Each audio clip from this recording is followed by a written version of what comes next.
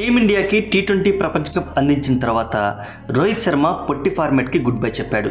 ఈ క్రమంలో టెస్టులు, వన్డేల్లో కొనసాగుతానని టీ20 ప్రపంచ కప్ ఫైనల్ మ్యాచ్ అనంతరం జరిగిన మీడియా సమావేశంలో రోహిత్ శర్మ వెల్లడించాడు.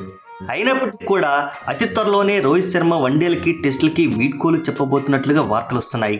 ఎందుకంటే అతడి వయసు ప్రస్తుతం 37 సంవత్సరాలు కావడం, అందులోనూ అది రిటైర్మెంట్ సమయం దగ్గర పడిందంటూ పలువురు సీనియర్స్ వ్యాఖ్యానిస్తున్నారు. కాగా వీటిపై ఎట్టకేలకి హిట్ మ్యాన్ స్పందించాడు. ఇప్పట్లో టెస్టులు, వన్డేల నుంచి తప్పుకునేది లేదని రోహిత్ శర్మ స్పష్టం చేశాడు.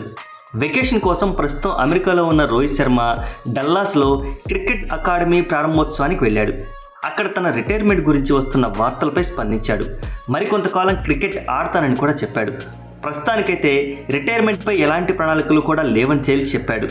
ఇదిలా ఉంటే ఛాంపియన్స్ ట్రోఫీ 2025తో పాటు ప్రపంచ టెస్ట్ ఛాంపియన్షిప్ ఫైనల్ కూడా రోహిత్ శర్మ సారథ్యంలోనే భారత జట్టు ఆడబోతోందని ఇప్పటికే బీసీసీఐ సెక్రటరీ జైషా వెల్లడించాడు.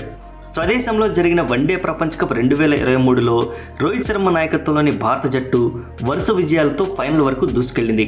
అయితే ఆఖరి మెట్టుపై బోల్తా పడింది.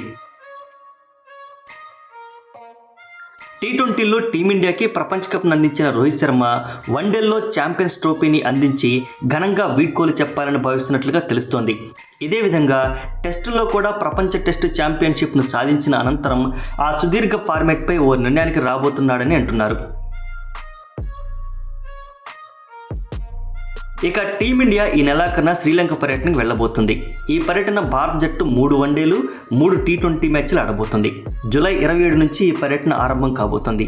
కాగా ఈ పర్యటనకి రోహిత్ శర్మతో పాటు విరాట్ కోహ్లీకి కూడా విశ్రాంతినిచ్చే అవకాశాలు ఉన్నట్లు తెలుస్తోంది.